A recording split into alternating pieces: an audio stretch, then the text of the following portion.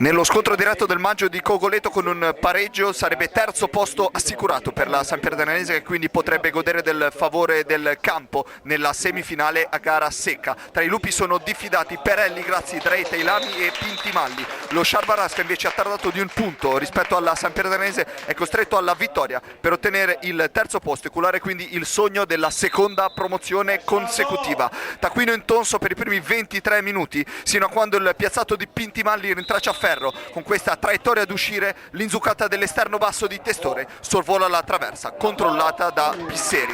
Lo Sciarborasca impiega quasi un quarto d'ora per imbastire la replica, con Dotta che si costruisce questo destro incrociato che sfreccia accanto al montante di un Tufina, comunque in traiettoria. Nient'altro nella prima frazione, 6 minuti nella ripresa filmata e montata da Enrico Figus, e la Sampierdanese sfiora il vantaggio con la punizione di Perelli che centra il palo, difeso da Pisseri. Ma 7 minuti dopo a passare sono i gialloblu, con questo tracciante rasoterra di Corrà che trova la complicità di Tufina, che si lascia sfuggire la sfera dalle mani. È una rete pesantissima quella del numero 10 di Berogno. Con questo risultato infatti il sorpasso sarebbe assicurato. La reazione ospite arriva al 22esimo sul corner di Carpinelli. La girata di Semino è di facile lettura per Pisseri, che inghiottisce senza problemi. Ancora Semino con questa percussione fiuta la strada del pareggio, ma il suo destro a terra di pochissimo sopra la traversa. Ma poco dopo la mezz'ora gli ospiti rischiano di soccombere quando Dotta sull'imbucata di Parodi si costruisce la conclusione, calcando però troppo sul tasto della potenza. Ad un minuto dal termine del tempo regolamentare,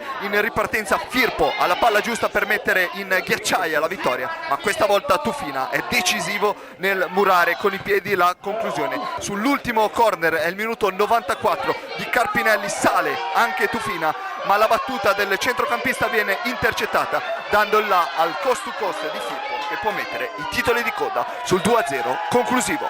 Sembra non conoscere fine il sogno promozione dello Sciarborasca con questa vittoria e sorpasso ai danni proprio della Sampierdanese, ma il match verità si disputerà sempre qui al Maggio di Cogoleto domenica prossima, nella gara secca di semifinale, dove alla squadra di Berogno basterà un pareggio.